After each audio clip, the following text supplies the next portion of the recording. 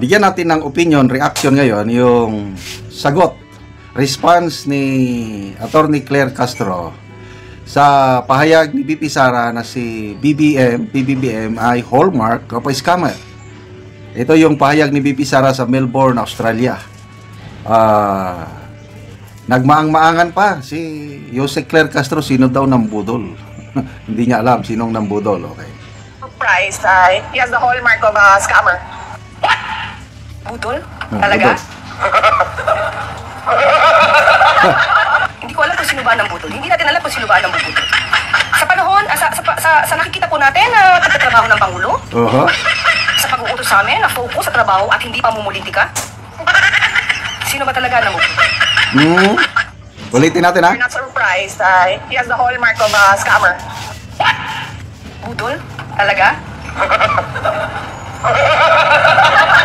Hindi ko alam kung sino ba ng budol. Hindi natin alam kung sino ba ng budol. Sa panahon, sa nakikita po natin na pagtatrabaho ng Pangulo, sa pag-uutos sa amin, na focus sa trabaho at hindi pamumulitika, sino ba talaga ng budol? Yan. Nagtatanong si Jose Claire Castro, sino daw ang nambudol? Di niya alam.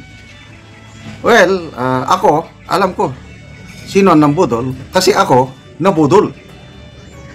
Budol is hindi tumupad sa pangako, di ba ganon? O kaya ay nanlin lang. Parang ito ang gagawin ko, ito ang mangyari, kailang hindi natupad. Di ba ganon ang kuha natin sa nambudol? Nung kampanyahan pa 2022, di ba umasa tayo, BBM, bayan babangon muli.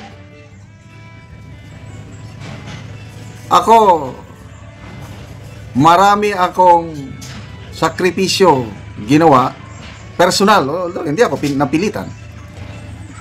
Personal, gusto kong makatulong kasi nga Marcos loyalist ako. Malaki ang utang ko sa Marcos Sr.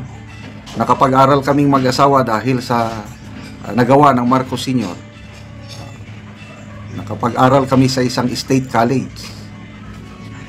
At narating namin itong kinaroroonan naming mag-asawa dahil sa magandang programa ng Marcos Sr. So akala ko, like father, like son.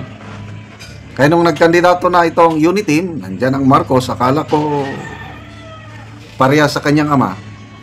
Kaya yun, tumulong ako sa kampanya, nag-kalye survey ako. Anyway, hindi ko na lang ako, marami akong hirap sa kalye survey na yan at nanalo. Tuwan-tuwa ako. At maganda naman ng umpisa. Ang ganda ng samahan. Nakakapanghinayang bakit nagkaganito. So, sabi, sinong namumulitika? Ang dahilan kung bakit nagkawatak ang unit team dahil sa sobrang pamumulitika. Sinong namumulitika? Yung mataas ang ambisyon na gustong-gustong magpresidente. Iyon ang dahilan bakit nagkawatak ang unit team.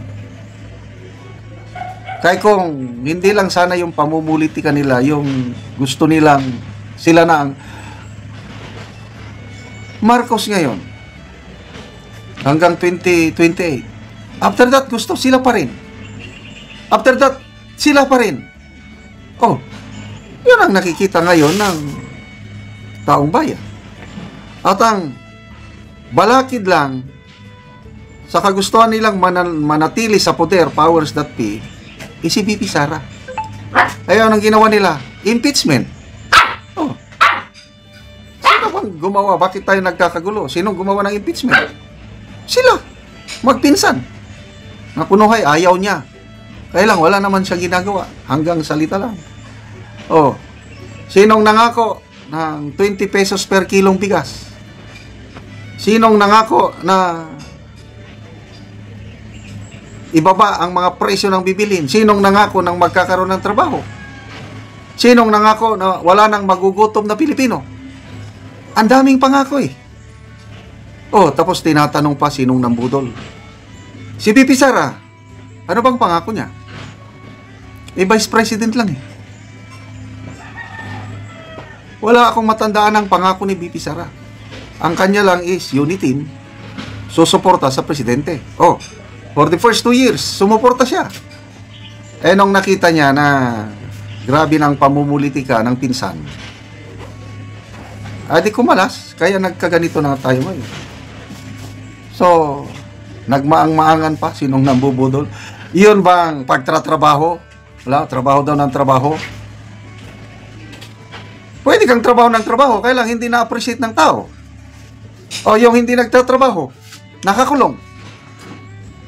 Pinagtitiwalaan ng taong bayan. Kaya ang laking kahihiyan nila, yung survey ng Pulse Asia, I think April survey ito. Ang trust and approval rating ni PRRD na nasa loob ng kulungan is 63%. Samantala, ang nagtatrabahong presidente na puno hindi ng budol is only 32%. Oh. Sinong nambudol? Oh. Sa mamamayang Pilipino na umasang bayan sa mga OFWs, klaro kaayo kung sino ang nambudol. Oh, bakit ngayon si BP Sara palaging nagbibiyahe, pumupunta sa mga OFWs? Kasi gustong-gusto siya ng mga OFWs. Bakit ang Pangulo ngayon? 2 biyahe na niya. Malaysia, walang meeting with the OFWs. Sa Japan, nagpunta rin siya doon. Nakipag-meet siya sa mga OFWs, wala na. Dahil napurnada na, nadismayado na ang mga OFWs sa kanya. Nabudol? Yes, nabudol sila. Okay, mga kaibigan, salamat sa inyong pagsubaybay sa aking channel. Pasensya na kayo itong hop. Malaking tulong nyo sa tribong Talandig ng Bukidnon dahil ang sweldo natin is pantulong sa tribo. Sa ngayon, namimigay tayo ng mga yero at pako para makapagpatayo ng mas maayos na tahanan ang tribong Talandig. Panoorin nyo ang video na ito. Ang mga taga ng Gero o magkatop na ni siya karon.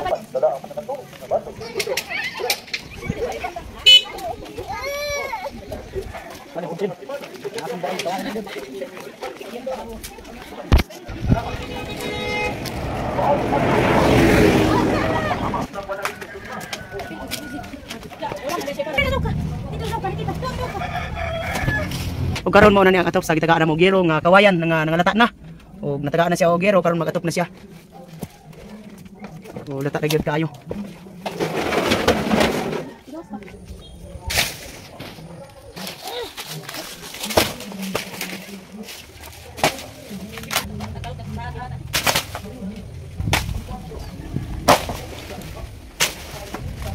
So gabok na gid kaayo. Kawayan lang ang ilang atop.